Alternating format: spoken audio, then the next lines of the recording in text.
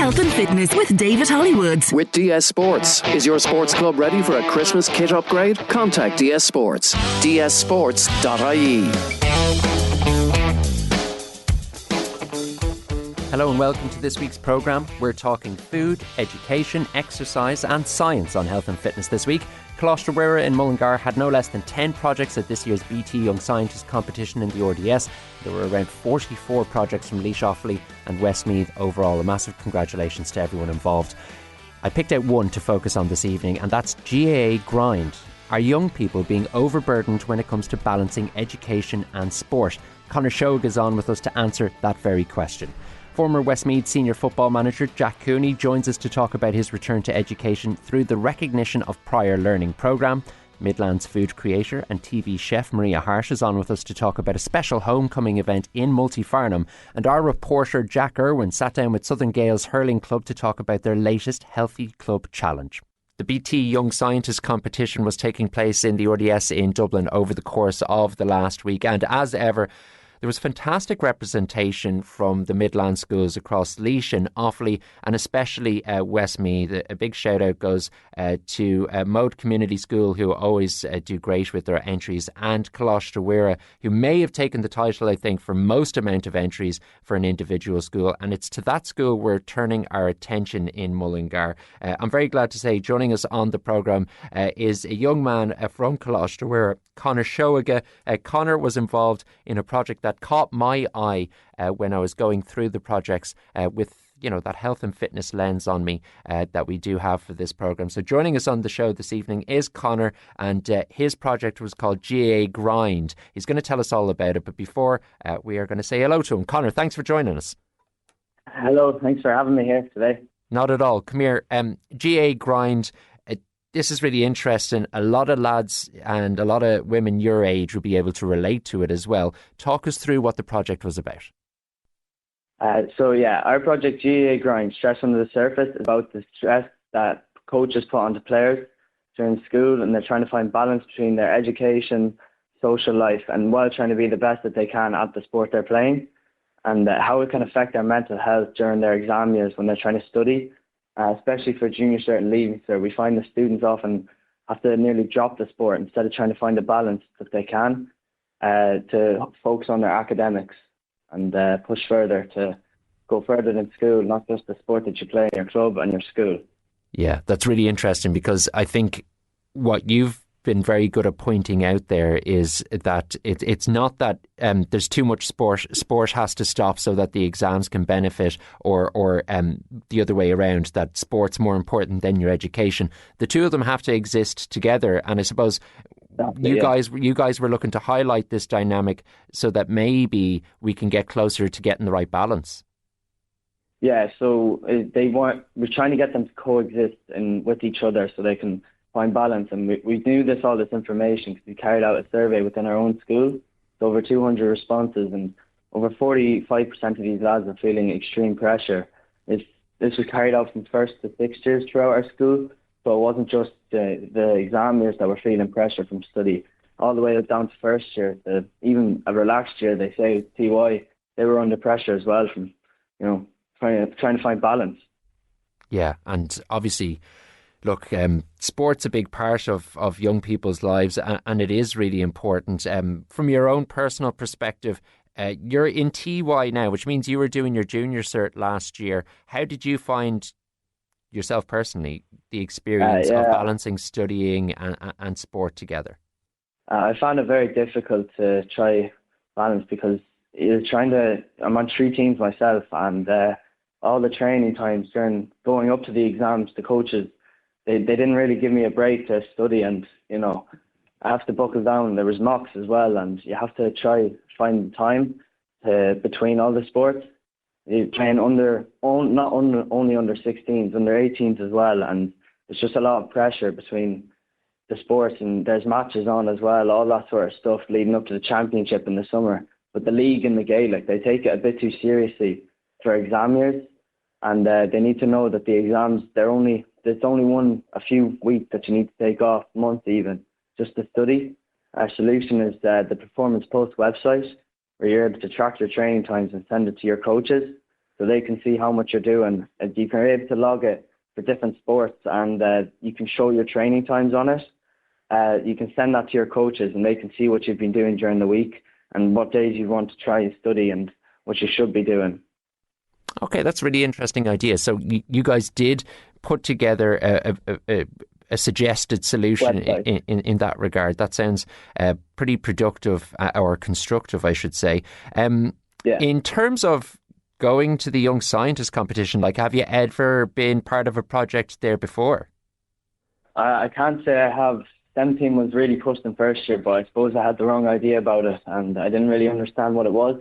But this year in TY we had the time to understand it, and it was unreal experience. It was a great atmosphere up in the RTS for the whole week, and it was class, and I'll definitely be doing it next year. It was great support from the school as well. A few years came up to us to support us, and it was just great to see some familiar faces near the end of the final stretch in STEM. It was a great experience overall. Talk to us then about like your experience at the competition, in terms of like the judges. Obviously they go around and they look at the projects. They talk you through their reaction as well. Like, did you get feedback from them? Yeah, we got feedback. You make project booklets and they study those for a few days. They send them back with great feedback, and it helps us show what we do for the future going into BT and future projects throughout the year. It was intense, but all the results we got were positive.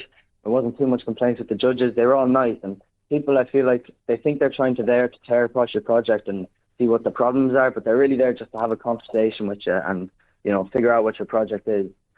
It was great though, and they were great to see, and it was a good opportunity to, you know, do our social skills and, you know, chat to all the judges about what our idea was and how to get it across. That's great. Let's go back to the STEM team, like this STEM aspect that your school has got. Miss Acton, Eva Acton, is one of the teachers who are most important in that. She must be a great help in helping you guys put these projects together and helping you find the time to put into them. Yeah, she was a massive help. She really helped push our project across the line, and the idea of our project really came from her, but I suppose we had the general idea, but she moulded it into what it was. We didn't now lose anything from our core subjects, and we did buckle down in the TY exams, but she'll help us a good bit to find time to you know, make the project and develop it even further.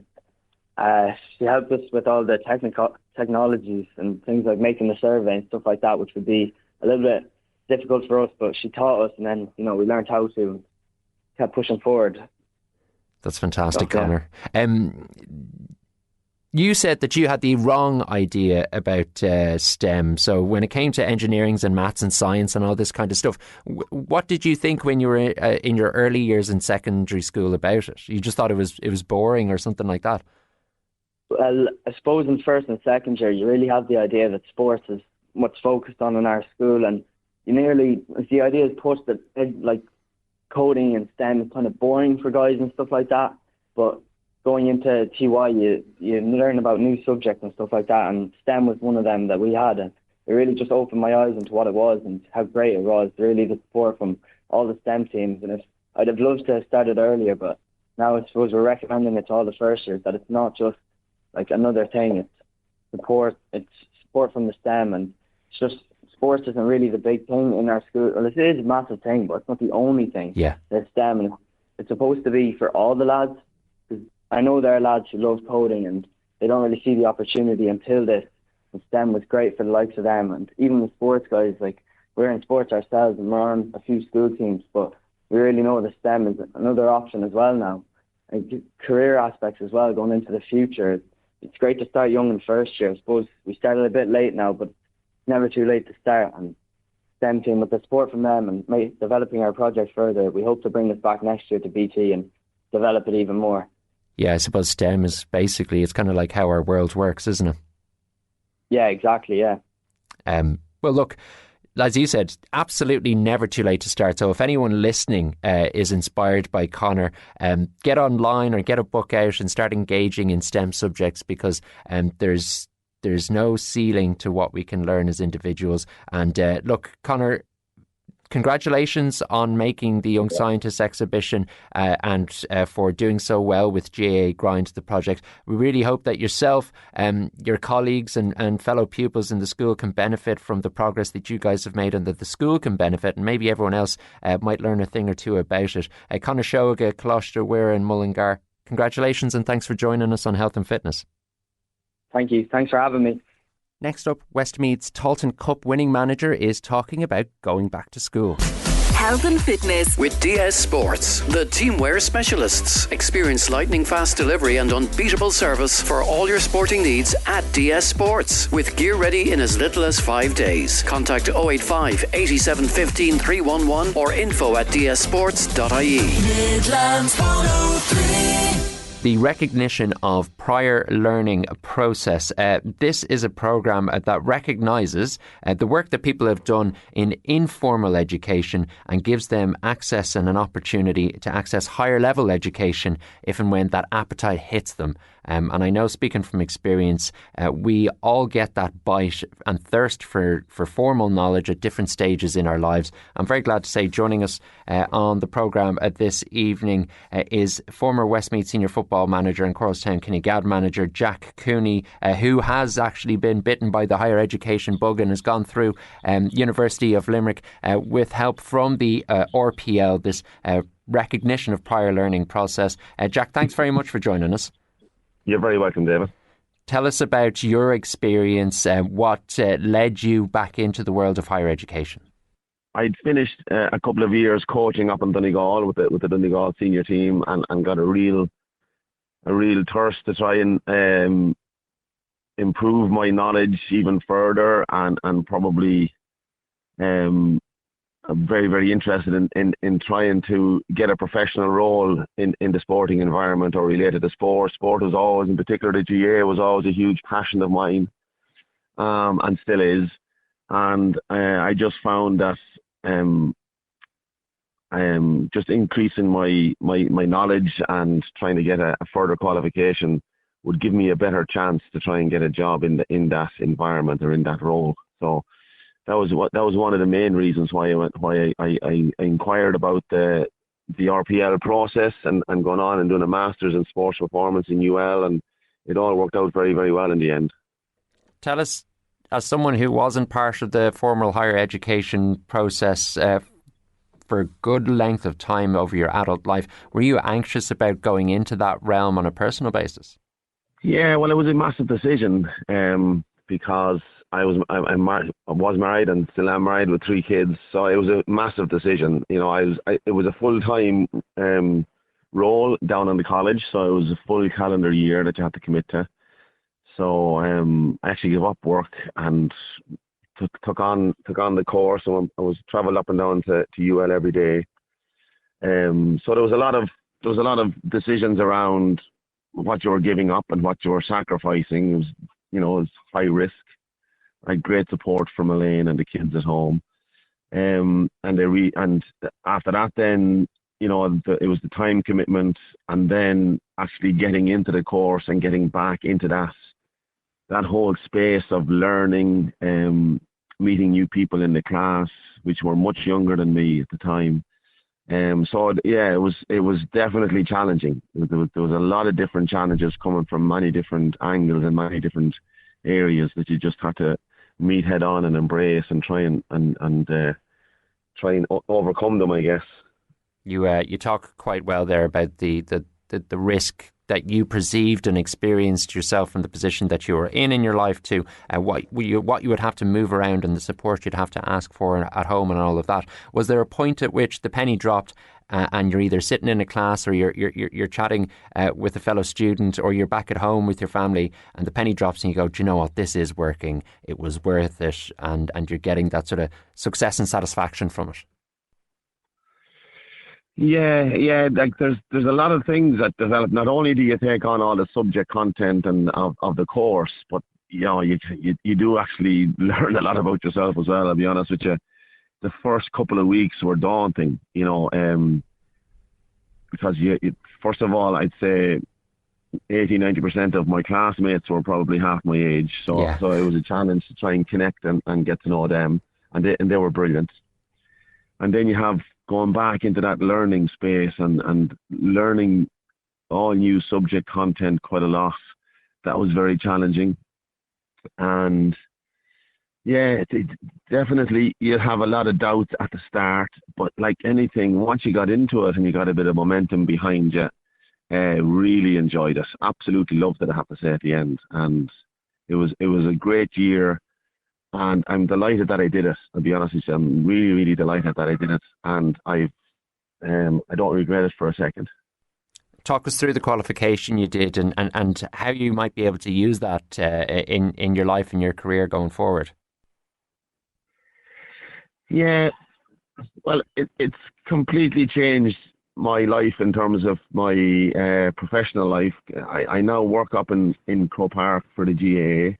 Previous to my doing the course in UL, I was working as a branch manager in a construction supplies company. So it's a complete change, and I guess it just gave me the impetus to go after and pursue something and work at something that I was really passionate about and really wanted to do it. And I guess there was no turning back then. Once I committed to doing that course, that led on then to opportunities opening up, and ended up where I am now, I guess. You referred to the fact that the students that you're studying with, in some instances or many instances, could have been half your age. You actually have plenty of experience dealing with people that age, but like in a totally different dynamic. You know, like a management-player relationship is actually light years away from two collegiate students, as it were. It sounds like by the time you got to the end of your education process and experience, you'd found a really good equilibrium with people, regardless of what age they were. Yeah, and that was really enjoyable. Really, really enjoyable. And I guess they were coming out, a lot of my classmates at the time were coming out from an undergraduate program. So they were coming straight into a master's program. Sure. Whereas I was coming from a much more practical experience side of things. So it actually blended in very well. I learned a lot off them, and they probably learned a little bit off me. So it actually worked very, very well. There was good synergy there between certainly between myself and the classmates. I learned an awful lot off my classmates when I was there. They were great. Am I right in saying the master's course, it was in sports science and sports performance? Yes. Very good. So obviously, apart from the work you're doing in a leadership role in Croke Park, do you think you picked up things that ultimately you can carry out onto the pitch or into the club when it comes to managing players and squads and teams?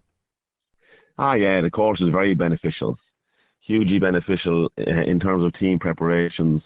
It covered a multitude of topics, from sports psychology to nutrition to strength and conditioning and other sports science subjects. So it was a really nice broad masters, and definitely learned an awful lot from it that I could bring forward into my coaching and into my new role.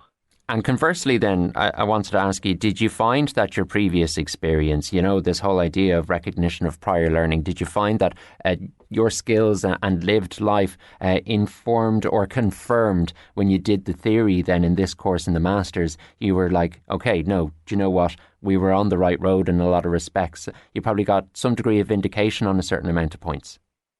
Yeah. Like it's great that, you know, you're doing a lot of the theory and all the research behind it, and how that marries in with the applied and practical side of things. Yeah, you can certainly see that, and you can reflect on it and say, yeah, well, this works really, really well, and you can back up the research and the theory and vice versa. But I guess initially the RPL was great for me, that recognised prior learning on my application process, because it was probably beneficial, or certainly helped me get an entry into the course when I had to apply through the RPL side of things. If anyone listening is interested or feels like it might actually apply to them, they can go to priorlearning.ie for more information. Jack Cooney, we very much thank you for taking the time to chat to us, and the best of luck with everything going forward in 2025. Thanks very much, David. Food creator Maria Hart is going from your TV screens to the Midlands 103 airwaves next. Health and fitness. With DS Sports, the teamwear specialists. Experience lightning fast delivery and unbeatable service for all your sporting needs at DS Sports. With gear ready in as little as 5 days. Contact 085 87 15 311 or info@dssports.ie. Midlands 103. Next on Health and Fitness, we're turning our attention to the world of food. I'm very glad to welcome Westmeath's Maria Hart, a food creator and a TV chef. Maria's doing a cookery demonstration here in the Midlands very shortly indeed. She's on to talk to us about that and to talk to us about wholesome, healthy, stylish food as well. Maria, you're very welcome onto the programme. Thanks a million, David. I'm delighted to be on. The cookery demonstration, tell us where and what is happening, and we're going to expand from there. Okay, perfect. So I originally hail from Multifarnham, Bunbrusna, Ballinafade area of County Westmeath. And over the last couple of years, I've, grown a bit of a following, which is a surprise to myself to this day. And so I wanted to give back and get involved with the community where my heart is. And so the Ballinafade, Multifarnham, Bunbrusna Active Retirement Group reached out to me late last year and said, would you come along and do a cookery demonstration? And I said, of course I will, with absolute joy. So we have settled on a date of the 2nd of February at 2 p.m. in the community centre there in Multifarnham. And everybody is welcome, even though it's been arranged and hosted by the Active Retirement Group. They want everybody to come along and enjoy a lovely fun afternoon. It's only €10 entry fee, and we'll drop the number to text here as well. So you got to text 087 1723 256 to confirm your space, and then anybody can rock up on the day to see what the active retirement is all about. Maybe somebody might like to get involved. Come along by yourself, with the family, whoever you want, and we'll learn a thing or two about cooking for one, cooking for two, and being healthy. There's so much there that I'm looking forward to getting into with you, Maria. Worth underlining as well that proceeds from this event are going to be going to a charity. The details of where exactly that will be going in terms of the good cause will be announced shortly. We'll run through the details before we finish the chat this evening as well, just to refresh them for people so they know how to confirm their space if they do want to get involved. Let's talk about the things that you're going to be getting into in this demonstration. I actually immediately picked up on the idea of cooking for one. And I don't live on my own, but when I am on my own, when I live at home, my cooking habits really go badly. You don't, a lot of the time we just don't cook well enough for ourselves. And when you are living on your own full time, it's actually really important you find a practical and manageable way of feeding yourself healthy food regularly. Yeah, absolutely. And you know what? It's funny, even though I absolutely love cooking, I generally, cooking for yourself can be, not exactly the first thing that you want to do. But, when you're on your own quite a lot, it's so important. And it's not just important from a nutritional point of view, but it's there's so many other benefits to it as well. And I on the day, I'm going to share some kind of quick and easy recipes. For example, there's always times when I'm cooking for myself that I'm I don't really feel like eating anything apart from maybe a little egg and toast, right? And instead of, you can make something creative and a little bit extra out of that. So one of the things that I love to do is just take some crumpets or just some nice bread from the supermarket, cut it up into little soldiers, and then spray it with a little bit of oil. And I coat it with parmesan and loads of black pepper, pop them into the air fryer along with an egg or two. 6 minutes later, you have this cacio e pepe, parmesan and black pepper, crunchy soldiers, and you can dip them into an oozy egg. And it is just an absolutely joyful meal to have by yourself on the couch. And I mean, you can get the fruit and veg in afterwards, chop yourself up a nice little pear, little fruit salad afterwards, and off you go. So it doesn't have to be complicated, but it's just about taking the time to do something, perhaps maybe just a little bit more creative, because there is such joy and such benefit in being creative. So it's a really fun form of self-expression, and like it's creativity overall kind of makes us feel better, and it's actually linked to increased overall well-being as well, right? And if you do like to follow recipes, like, you know, letter by letter, there's other opportunities there to be creative. So whether that's like decorating a cake or just kind of thinking about how you might put it out on a plate, that you might treat yourself to, you know, the really nice egg cup or whatever it might be, to kind of express your creativity and don't lose that. You can get the good stuff into you, and you can save money as well by cooking for yourself, right? Okay. So like we kind of touched on the nutrition there, right? But I always think that even if it feels like, oh, I'll just reach for a ready meal in the freezer that's kind of designed for one or whatever it might be, guaranteed, whatever you make yourself is going to be far nicer and far better for you than anything you can buy in.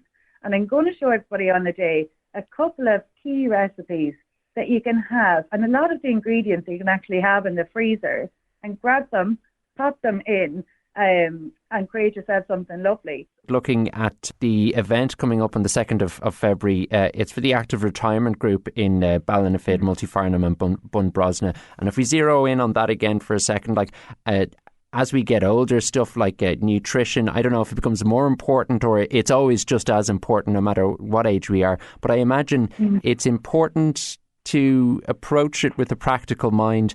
You laid it out there really nicely in terms of the meal you described, in how these things can be practical, but kind of forming habits is an important part of eating healthily, so that, you know, maybe we start by taking small steps, and before we know it, we've built up some pretty good stuff that's going to set us up well for the future. Yeah, no, absolutely. So like in terms of like setting up little habits, like making time for socializing. So, you know, like if you are like popping into town, then maybe just like, you know, while you're in at the supermarket or whatever, maybe just like tack on going to the local butcher. And then what you can do is, you know, you're getting really good meat, and maybe you're like, oh, would you mind chopping up that chicken for me? And they'll do that. And, you know, it's that kind of thing. And then you have it, and they might exchange a little recipe or two for you, or go, maybe you might try this sauce, or, you know, go to your fishmonger and they might just take out the bones for you, and just adding in them little bits, because then, you know, you're kind of geared up and a little bit more excited about cooking your ingredients. So that's one way. But the other thing that you mentioned, like how things change as you get older, the one thing that I really, really find with like anybody that I know that's, you know, getting on in years, is that it feels it's really, really normal for them all to experience a decrease in appetite. And so when you decrease in appetite, you know, it can lead to poor nutrition. So as well as cooking and preparing your own meals, what I love to do, and even as a busy mum, which I do for myself, is, say, for example, I'm just having like a piece of toast, right, at a very, very basic level. It's not going, oh, I'm just going to have this piece of toast. Just having a little question for yourself. You can put it on the fridge, stick it on your press. It's not what can I take away from my diet, it's what can I add to my diet. Maria, looking forward to the event on the 2nd of February. I've seen you say before that you feel that cooking is sensory and it's communal. So like these cookery demos must be a great opportunity to bring people together around food. Oh, totally. Like I truly believe that food is the one thing that connects us. It connects us through like cultural identity at a basic level. We're humans and we have to eat. Everybody has stories that they love to share around food. So it's a great connector of people, which makes it a gorgeous communal experience.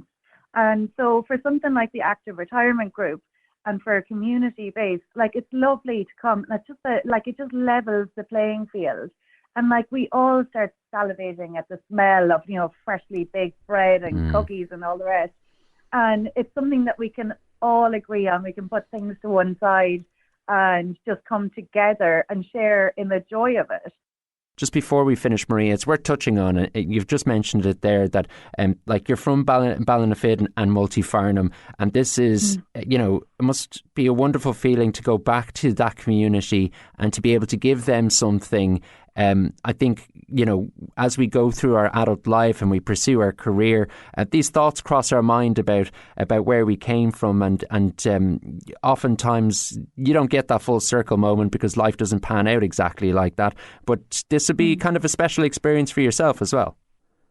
Totally. I mean, you know what, I was just thinking there, the life that I grew up in is so different. You were brought up by the community. So those these people that are going to be sitting there, probably went to their houses after school and, they fed me their version of a gorgeous mammy dinner, and whether it's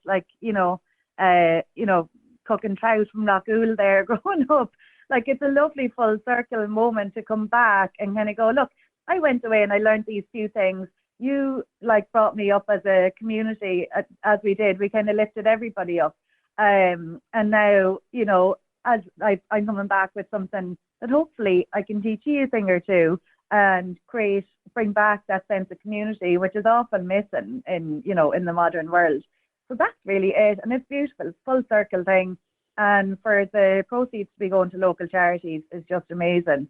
And I hope that loads of people text and they register their interest. So will I give the number again to text to confirm your space? 100%, fire away.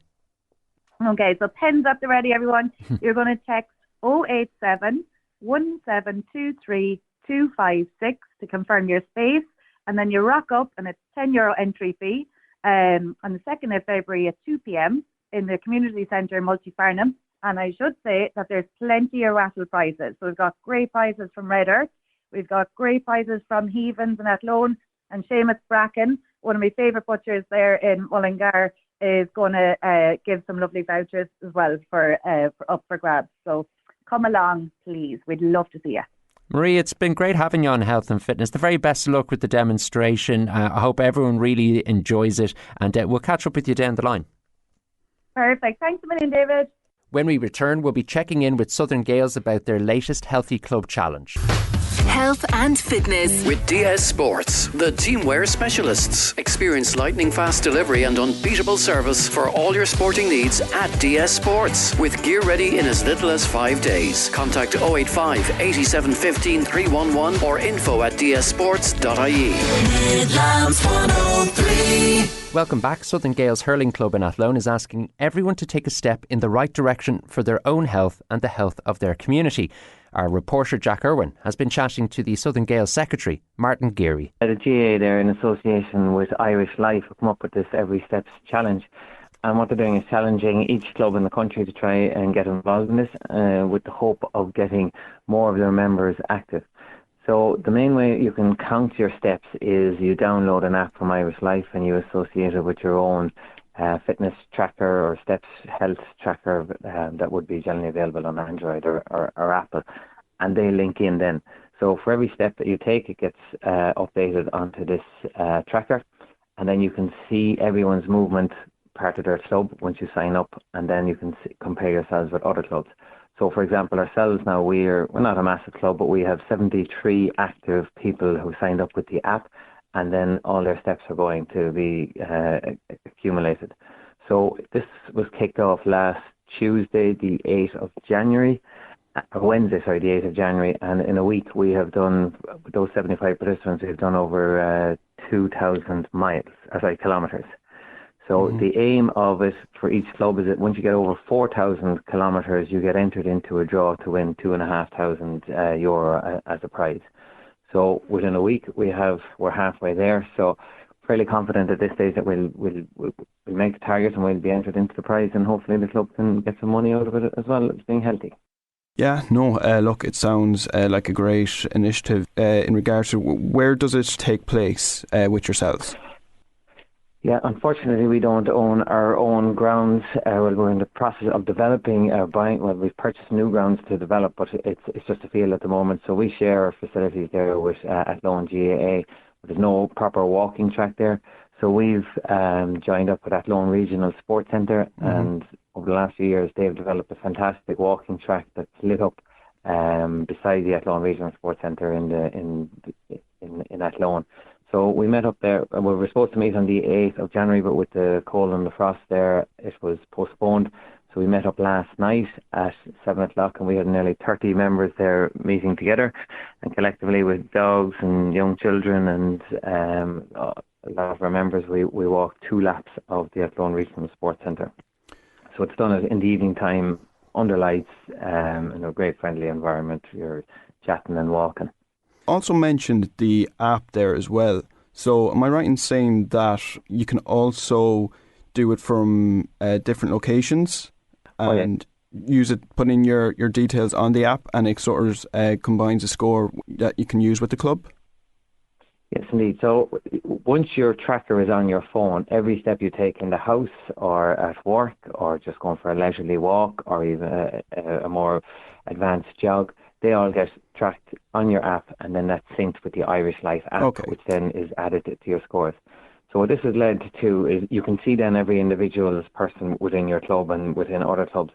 But the main thing for us is it's created some great rivalry and banter between some WhatsApp groups that they're discussing, oh, this guy has gone for a jog now, he's up early, and then someone else is trying to catch up during lunchtime, a lunchtime walk, or if someone is pulling too far ahead, they'll get the extra steps in then in the evening time. So there's a lot of banter and watching people are sitting on the couch, and next thing they see that Johnny down the road has done about 2 or 3 extra kilometres, so it forces them off the couch and out onto the road, which is great. There's a lot of memes being passed around slagging people who are sitting on the couch to get out and about. Yeah. And so who can get involved? Is it people of all ages?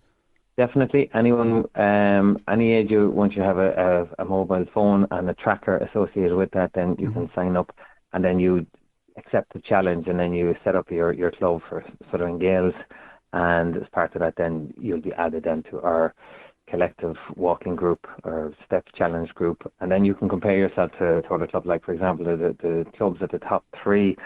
And they're all Dublin clubs, so like they'd have 6,500 members in each of these nearly, and they're stepping away. But for the size of our club, we're very happy where we are on the leaderboard at the moment. And our main objective was to reach the milestone mark of over 4,000 to be able to enter into the competition and hopefully win some cash. So just again, I think you might have mentioned at the start, but just in case the listeners didn't hear, how long is the duration of it? How many weeks does it go on for? Yeah, started on the 8th of January, and we're going to finish up on the 4th of February. So there's 6 sort of walking sessions, I believe, and during that period, and then anyone who's met the criteria and reached the milestone will be entered into a draw. It's great for Irish Life promoting this, and at this time of the year when people might be tempted to sit in on these bad evenings, there's great encouragement to get out and about. And then you were just saying there, I suppose the benefits for the club if you manage to achieve the targets with the prize money there. Would there be any other benefits associated with it as well? Yeah, we're part of a Healthy Clubs initiative also, so we signed up to that over the last few years.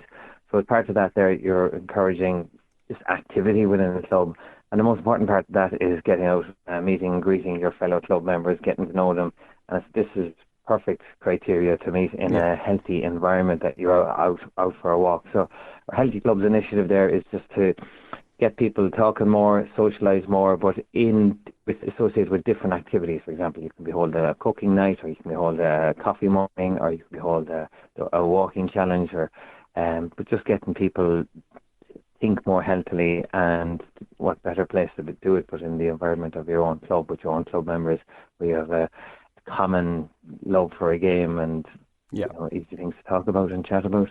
Exactly. Sounds good. And will you be putting on the running shoes yourself? Will you be doing it? Yeah, I've signed up as well myself. I'm not much of a runner, so I'm more of a walker. Yeah. So I have I'm happy enough with how my steps are going at the moment. I'm not at the top of the leaderboard, but I'm not at the bottom either. So I'm healthy enough and happy enough with where I am on the leaderboard at the moment. So there's a few lads still trying to catch me, and then there's a few there's no way I'm going to catch them. So yeah. Just talking about the club itself, so talk to us about how things are shaping up for the 2025 season, and what's exciting about Southern Gales at the moment.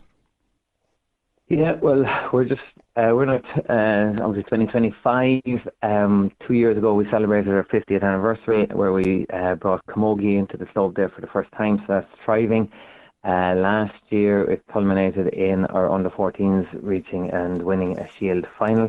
So we now have Camogie at all ages there, from under 12, 14, 16, and last year also the adult Camogie team reached the Junior B final and were narrowly beaten by 1 or 2 points, I think, in the end. So that's been fantastic for the club with the Camogie. So we need to go one better with that Camogie, with each of the teams there now, and hopefully they can go and win maybe the Junior B for the adults. And listen, participation is huge. So we're growing the Camogie players into the club.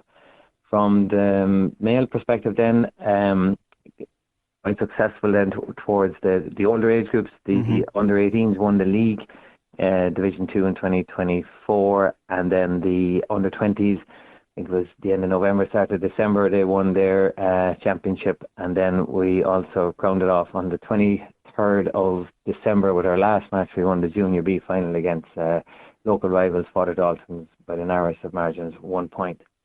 So that wrapped up nicely 2024, but the highlight of 2024 for us was the club purchased 13 acres of land in Fardrum, just in the outskirts of Athlone, close to Michael Moore car sales there. So we have great plans for this stretch of land. So with it, we're hoping it's 13 acres, so we're hoping to fit in 2 pitches. One would be grass and one would be the new Astro replacement. Obviously, Astro is being phased out, but whatever alternative, we're investigating that. It'll enough space there to give us a clubhouse, 230 car spaces, a walking track for our new Healthy Steps Challenge, continuing that. Hopefully, a playground, a ball wall, a gym, and then also a community centre in the area. So it's out in Fardrum. There's no community hall there, and it's a developing part of the town. So we're hoping to get involved with the community and build that, and hopefully create a new community environment where we'll have lots of new walkers there in time to come when we do our own walking step challenge on our home ground. So that's the main plan for this year, to start developing that. And as part of that, then we have our first fundraiser. Unfortunately, you can't build these things without raising a bit of money. Of course. So we have our first fundraiser for this project, and it's going to be on the 9th of February. So it's a Super Bowl tailgate party. So for anyone who doesn't know what Super Bowl is, it's the National Football League in America, the NFL. So it's their final, but a tailgate party is where all the participants all the supporters get together. And now in America, driving your pickup truck is used. So they generally drive to the ground, open back their tailgate part of their pickup truck, and sit there and have the crack, and maybe have a drink and a chat before the Super Bowl itself. And then they'd go in and watch the match. So we're hoping to do something similar, and we've lined up a fantastic array of events on the evening of the 9th of February in the Sheraton Hotel in Athlone, and it kicks off at 8 o'clock. So we're bringing in lots of fun games. So we'll start off with some NFL throwing balls. There'll be some golf chipping with Velcro balls down to a dartboard. There'll be many different varied challenges. So you sample all these games between 8 and 9. And then at 9 o'clock, there's a full meal of American-themed food. So it's nearly an all-you-can-eat. So everyone sits down to that meal and has a chat. And then after that, then there's sort of like the games extravaganza. So we're going to try to pick out the best games person of the night. So you're starting out hoping to get maybe 200 people there into the room, and then whittle them down through many different games and see who's going to be the games champion of the Super Bowl night. So with that, there'll be prizes. We have overnight stays for 2 people in the Sheraton, or meals for 2, painting vouchers from Pat McDonald Paints. We have air fryers sponsored there from Heaven. So lots of prizes on the night. And then once that person is picked, then it'll be nicely rolling into the kickoff of the Super Bowl itself. And then you can watch that with 4 large TV screens in the Hoey Suite in the Sheraton to watch the game from start to finish, while the full bar will be open all evening. It's something novel, and plus it's not all just watching about hurling in our club. So we try to keep the activities different and varied, like from steps challenges to going and supporting watching the Super Bowl, but also supporting our club out with your fellow club members. No, look, sounds good, Martin, and best of luck with it, with the fundraiser, and best of luck as well with the step challenge as well. And thanks for go ahead. On the Super Bowl there, if anyone wants to sign up, you can go to our Instagram page or our Club Force page there, and we have online links there to buying tickets for the Super Bowl, or any committee member or club member will point you to where you can buy the tickets. But it promises to be a fantastic night. Perfect. Thanks a million for joining us today, Martin, and we'll chat to you again. Okay, appreciate the chat. Thanks very much. Happy New Year to you all. Jack Irwin in conversation with Martin Geary. We're done for another week. Joe Cooney is tuning up the jukebox outside for Country Roads after the news at 8. I'll talk to you soon.